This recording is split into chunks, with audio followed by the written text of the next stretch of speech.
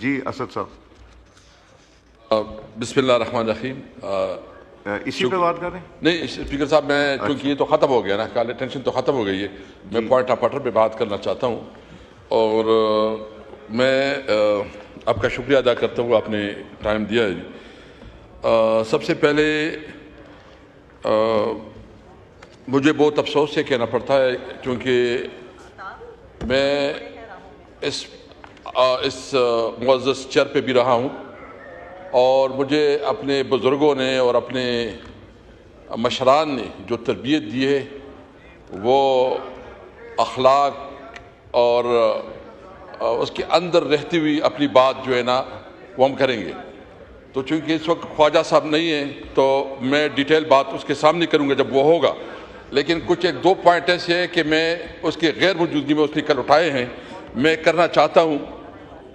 سب سے پہلے انہوں نے کہا ہے کہ چونکہ وہ مائک پہ نہیں تھا، لیکن اس نے کہا کہ مجھے اشارہ کیا کہ تم ٹوبیکو مافیا کا نمائندہ. میرا تعلق سوابی سے ہے. سوابی میں 55% یہ جو ہے یہ ٹوبیکو گروونگ ایریا ہے، اور جب سے پاکستان بنا ہے یہاں پہ ہمارے لوگوں کی اکانومی، ہمارے لوگوں کا روزگار، ہمارے لوگوں کا سب کچھ وہ ٹوبیکو ہی ہے.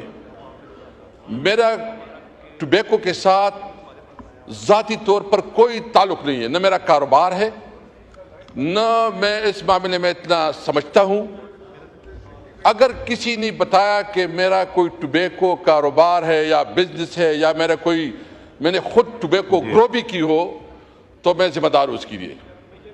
ہاں، یہ میری رسپانسبلٹی ہے کہ میں اپنے علاقے کی نمائندگی کروں گا، اپنے علاقے کی آواز بنوں گا، اور اپنے علاقے کی جو مجھے بھیجا گیا ہے میری رسپانسبلٹی کہ میں اس کے لیے. انہوں نے بتایا، اسپیکر صاحب میں آپ کے نوٹس میں لاؤں، جب میں اسپیکر تھا اور ہم نے ایک ایگریکلچر کمیٹی بنائی تھی تو اس میں ہم نے شبر زیدی کو بلایا. اس کو ہم نے کہا کہ آپ بتائیں. انہوں نے ٹوبیکو پروڈکٹ پہ ایک ہوتی ہے فنشنگ گڈ، ایک را میٹیریل ہوتی ہے. تو جو ٹوبیکو را میٹیریل پہ انہوں نے 10 روپے سے لے کے انہوں نے 300% جو ہے نا بجٹ کا اضافہ کیا، ٹیکس کا اضافہ کیا، 300% ٹیکس کا اضافہ کیا. ہم نے ان سے اسٹیٹسٹک مانگے کہ آپ بتائیں کہ یہ جو آپ لوگوں نے 10 روپے سے لے کے 300% جو آپ نے اپنا یہ ٹیکس میں اضافہ کیا ہے، کیا اس میں ٹیکس ریوینیو میں کوئی خاطر خواہ فائدہ ہوا کہ نہیں ہوا ہے؟ تو جو ہمارے اسٹیٹسٹک ہیں اس کے مطابق 2017-18 میں یہ فیصلہ ہوا تھا، اور اس وقت 77 بلین ریوینیو تھا. 77 بلین. جب ہم نے فیصلہ کیا، بلکہ میں نے فیصلہ نہیں کیا، پوری کمیٹی نے فیصلہ کیا، پوری ایگریکلچر کمیٹی نے فیصلہ کیا.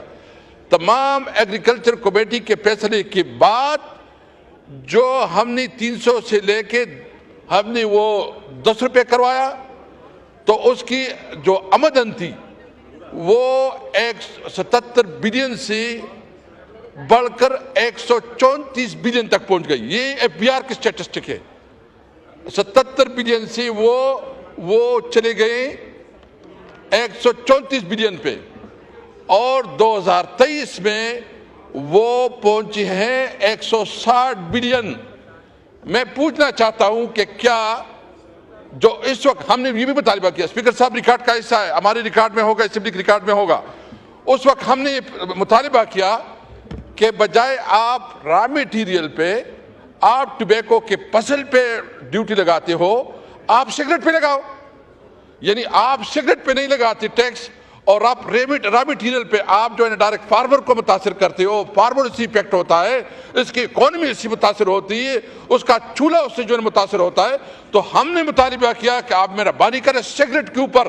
میں کیٹیگریکلی اب بھی کہتا ہوں کہ سگریٹ کے اوپر آپ جتنا ٹیکس لگا سکتے ہو لگاؤ، لیکن فارمر کو نہ کرو. یہ مجھے بتائے. اور اسپیکر صاحب میں آپ کے نوٹس میں بھی لانا چاہتا ہوں، بلکہ جب میں اسپیکر کے پی کے تھا میں نے آپ کو ایک ریزولوشن بھیجی تھی جو ہماری کے پی اسمبلی نے مشترکہ اور متفقہ قرارداد پاس کی تھی کہ ٹوبیکو کو ایگریکلچر پروڈکٹس کنسیڈر کیا جائے، کیونکہ یہ جو ادھر سے، اور وہ آپ کے پاس ریکارڈ میں پڑی ہوگی، لیکن آپ کے پاس ایک شبر زیدی نے ٹی وی ٹاک شو پہ بات کی اور انہوں نے کہا کہ اسپیکر صاحب بیٹھے تھے اور کچھ ٹوبیکو بیک گراؤنڈ کے کوئی بزنس مین بیٹھے تھے جو وہ تھے اسمبلی میں تھے، وہ آئے تھے، اور پھر جو ہے نا انہوں نے اس وقت تمام ایگریکلچر کمیٹی بیٹھی تھی، اور شبر زیدی صاحب کو میں یہ پوچھنا چاہتا ہوں کہ اس کا نالج جتنا تھا، جو اس کی اپنی حیثیت تھی، وہ جب سینٹ کمیٹی میں پیش ہوا اس وقت وہ پی ٹی سی کا ایک ریپرزنٹیٹیو کے طور پر پیش ہوا تھا۔ میں صرف اس میں کسی کمپنی کے خلاف بات نہیں کرتا، لیکن ہوتا یہ کہ جو بڑی بڑی کمپنیاں ہوتی ہیں وہ جو ہے نا اپنا اجارہ داری قائم کرتی ہے، وہ چھوٹی کمپنیوں کو نہیں چھوڑتی۔ میں بالکل مطالبہ کرتا ہوں کہ جو چوری ہوتی ہے، ٹیکس کی چوری ہوتی ہے، اس کے اوپر بین بھی ہونی چاہیے، اس کا کلا کما بھی ہونی چاہیے، اور اس کے خلاف اقدامات بھی ہونی چاہیے، لیکن آپ کسی طور پر فارمر کو متاثر نہیں کر سکتے۔ میری رسپانسبلٹی ہے، میرا علاقہ ہے، میرا حلقہ ہے، میں اپنے لوگوں کی بات کروں گا، اگر کوئی سمجھتا ہے تو وہ اس کی، تو ایک تو میں یہ کلیئرٹی کرنا چاہتا تھا کہ اس کی وجہ سے ہمیں فائدہ۔ دوسری بات، اسپیکر صاحب دیکھیں، آپ ہمارے لیے بہت محترم ہے، اور میرے تو بڑے بھائیوں کی طرف سے میں آپ سے، مجھے ایک گلہ ہے، میں مسلسل بات کرتا ہوں کہ یہ اسمبلی جو ہے نا، اس کی حسن ہوتی ہے کہ جب اس کے اندر ڈیبیٹ ہو، اور وہ ڈیبیٹ پوری دنیا سنے۔ آپ یقین کریں، کل جب خواجہ صاحب تقریر کر رہے تھے تو وہ لائیو چل رہا تھا، اور جس وقت جو ہے نا ہمارا اچکزئی صاحب اٹھ گیا، آپ ریکارڈ مانگے، جس طرح یہ اٹھ گیا ٹک بند کر دیا۔ یہ پوچھ لو کون کرتا ہے؟ آپ اس پہ میرے ریکویسٹ ہے آپ سے ریکویسٹ ہے، آپ رولنگ دے۔ دیکھیں، اگر کوئی غلط بات کرے گا، کوئی نامناسب لفظ بولے گا، تو اس کی اپنی شخصیت اس سے مسح ہوگی۔ میں تو اپنی بدترین دشمن کے ساتھ بھی بد زبانی نہیں کر سکتا۔ میرے بزرگوں نے جو مجھے تربیت دی ہے، لیکن ایک بات بالکل کلیئر آواز ہے، خدا کی قسم اللہ کے علاوہ کسی کی پرواہ نہیں ہے، نہ کسی کی۔ اگر کوئی کہتا ہے کہ میں کسی کی پرواہ کروں گا، نہیں۔ ہاں، میں جب اس چیئر پہ تھا تو میں نے سب کی رسپیکٹ کی، سب کی خاطر کی، اور سب کو ساتھی کیا۔ تو میری آپ سے ریکویسٹ یہ ہے کہ آپ مہربانی فرمائیں۔ مجھے پتا ہے کہ وہ منظور اور نہ منظور والا کہتا ہے، جو ادھر بیٹھے ہوتے ہیں بند کر اچھے صاحب بول رہے ہیں، خدا رسول کے واسطے اس طرح نہ کرو۔ اپوزیشن سے جو بھی بولتا ہے اس کو جو بند کیا جاتا ہے۔ میں آپ سے مطالبہ کرتا ہوں یہ کرے۔ دو باتیں اور کرنا چاہتا ہوں ایجنڈے کے علاوہ، اسپیکر صاحب۔ ایک اس وقت جو ہے ہمارے فاٹا کے خیبر میں اور وزیرستان میں دھرنے بیٹھے ہیں، اور دھرنے اس لیے بیٹھے ہیں کہ حکومت نے اس کے ساتھ کمٹمنٹ کی تھی کہ جب آپریشن ہو رہے تھے تو اس وقت جب اس کی ریپلیسمنٹ ہوئی، جو اس کی تباہ کاریاں ہوئی، جو اس کی نقصانات ہوئی، اس کے بارے میں ان کی باقاعدہ کمٹمنٹ ہے کہ ہم آپ کو پیمنٹ کریں گے۔ آج تک 1 روپیہ 1 پیسہ نہیں دیا گیا۔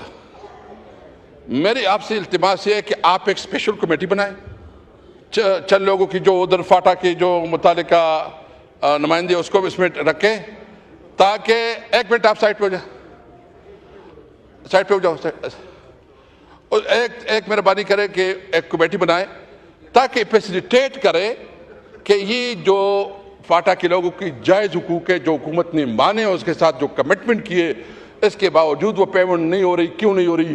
اگر صوبائی حکومت نہیں کر رہی یا وفاقی حکومت نہیں کر رہی تو ایک تو مہربانی۔ دوسری، میری اختر مینگل صاحب بھی تشریف فرما ہے اور وہ بات بھی کریں گے۔ جو بلوچستان میں ہوا، مجھے افسوس اس بات پہ ہے کہ بلوچستان میں اتنی زیادہ سیریس واقعات ہوئی، اتنی زیادہ جو ہے نا، یعنی ہمارے فوجی مرے، ہمیں اس پہ افسوس ہے۔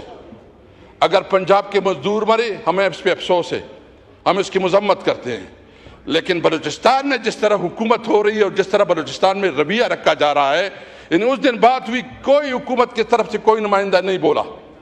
یہ اس کی رسپانسبلٹی تھی کہ وہ آئے، قوم کے سامنے رکھے کہ وہ اس بلوچستان میں کیا پالیسی اپنائے ہوئے ہیں۔